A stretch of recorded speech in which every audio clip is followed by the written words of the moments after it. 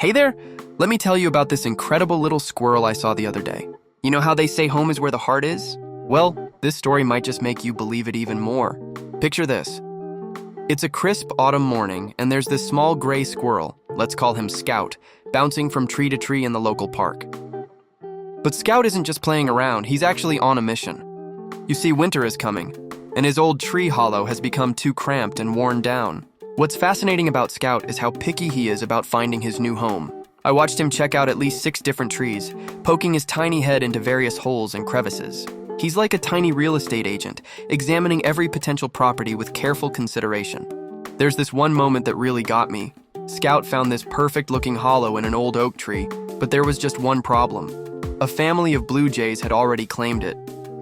Instead of getting into a dispute, Scout simply flicked his tail and moved on. Pretty wise for a little guy, right? But here's where it gets interesting. After hours of searching, Scout discovered something unexpected. Near the edge of the park, there was this abandoned birdhouse that someone had forgotten about. Now, squirrels don't typically go for birdhouses, but this one was special. It was slightly larger than usual and had a good-sized entrance. What happened next was like watching someone fall in love.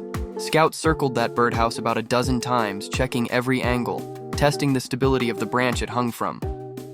He even brought up a few leaves to test how they'd fit inside. It was like watching someone decorate their first apartment. The best part?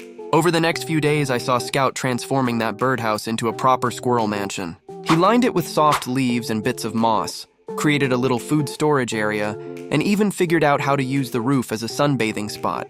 You know what's really amazing about this whole thing? Sometimes the perfect home isn't what you expect it to be. Scout didn't find his dream home in a traditional tree hollow. Instead, he found it in a place no other squirrel would have considered.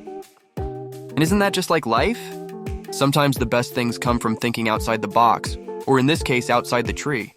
Now, every time I pass that park, I look up at that birdhouse and usually spot Scout, sitting proudly on his front porch, probably thinking he's the luckiest squirrel in the world. And honestly, he might just be.